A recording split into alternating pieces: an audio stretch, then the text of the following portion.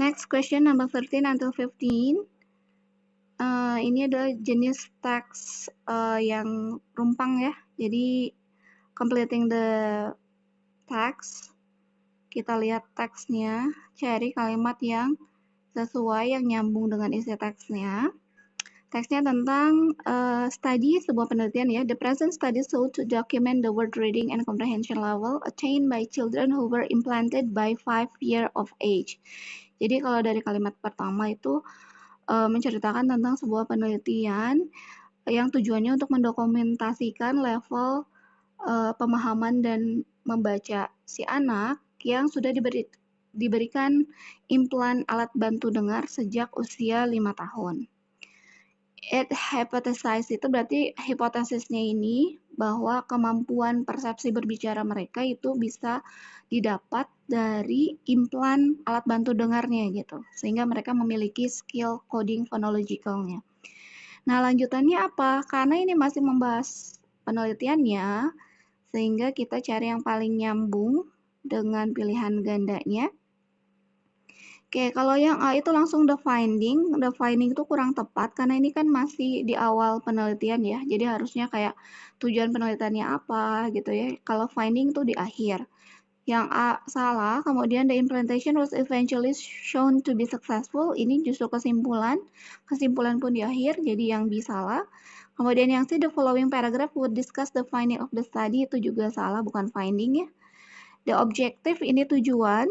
Kemudian yang aim juga tujuan. Nah, ini antara D sama I sama-sama tujuan, tapi tujuan penelitiannya kira-kira apa? Nah, yang lebih tepat adalah D. The objective of study was to see the subject's reading skill. Jadi, sebetulnya penelitiannya tujuannya adalah untuk melihat kemampuan membacanya itu seperti apa gitu ya setelah menggunakan tadi alat bantu dengarnya.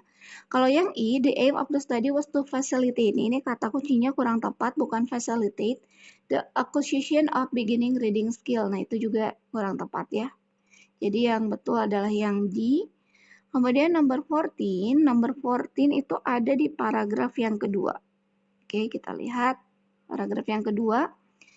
3 subtests of diagnostic reading assessment batteries standardized on hearing children were administered to 181 children between 8-year 0 month and year 11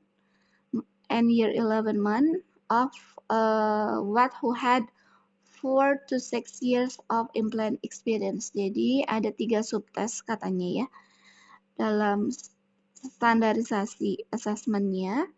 Ini diberikan kepada 121 siswa usia antara 8 sampai usia 11 yang telah memiliki pengalaman implan alat bantu dengar sekitar 4 sampai 6 tahun. Nah, kira-kira kalimat yang nyambung setelahnya, berarti kan lagi ngomongin masih subtes ya. Subtes yang dilakukannya apa? Nah, kita lihat di dalam pilihan gandanya. Yang A, likewise the children were obliged to take a reading test. Jadi, tiba-tiba si anaknya tuh langsung diwajibkan untuk tes reading. Kalau yang B itu ada tambahan katanya in addition a battery of processing measures was administered. Jadi diberikan juga ukuran processing measure-nya itu juga diukur ya. Jadi kayak misalnya berapa lama penggunaannya gitu ya. Itu ada pengukurannya juga. Kemudian kalau however jadi pertentangan kurang tepat karena ini tidak membahas tentang pertentangan ya. However, standard measurement was applied to the test subject. Kemudian consequently itu berarti akibatnya dia lebih kayak sebab akibat. Ini biasanya di akhir. Kurang tepat juga kalau untuk yang D. Yang I, instead an interview consisting of many different tasks was conducted. Nah, ini juga kurang tepat ya. Jadi paling nyambung ini yang tepatnya adalah karena dia kata kuncinya pertama ada administered, berarti harus ada tambahan lagi ya, yang ternyata yang diteliti atau yang diberikan tesnya itu adalah tadi yang diteliti ini kan ada batteriesnya juga, jadi paling nyambung dengan yang ini ya, yang ada baterinya. Battery processing measures was administered. Kemudian kalau yang 15, which option best completes untuk yang paragraf yang ketiga. Okay, over half of the children score within the average range for their age compared with the normative data for hearing children. Jadi hasilnya ini berarti findingnya lebih dari setengahnya si anak ini memiliki skor rata-rata di usia mereka gitu ya kalau dibandingkan dengan normative data dari anak-anak yang menggunakan alat pendengaran. Bla bla bla, they were higher verbal, non-verbal intelligence. Jadi ada 3 ternyata ya yang menyebabkan hasil yang tadi ya.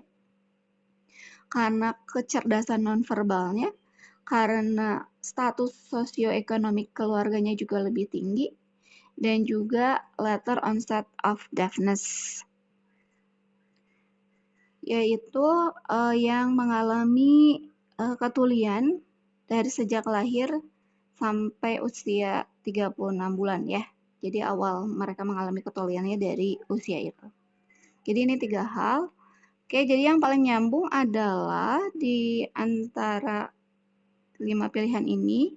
Kalau yang A, the result was categorized based on the subject status, bukan ya. Data were collected, nah ini kan lagi ngomongin hasil, jadi bukan data lagi. Kalau yang C, reading competence was associated with the aspect. Ternyata kemampuan membaca ini sangat ada hubungannya dengan 3 aspek. Nah, 3 aspeknya disebutin di kalimat yang tadi ya. Ada kecerdasan nonverbal, kemudian kayak status sosioekonomik keluarganya yang memang lebih tinggi, dan juga yang terakhir karena memang dari lahir atau mengalami ketuliannya itu dari lahir sampai usia 36 bulan ya. Jadi bukan tiba-tiba deaf gitu ya, tapi karena memang dari lahir. Oke, jadi yang paling nyambung adalah yang C. Kalau yang D, the subject consisted of different age children, tidak membahas age di akhir ya. Kemudian the findings show various level of reading skill. Justru reading skillnya nggak various ya, rata-rata semuanya itu berada dalam rata-rata di usianya ya. Jadi jawabannya adalah yang C ya, untuk yang number 15.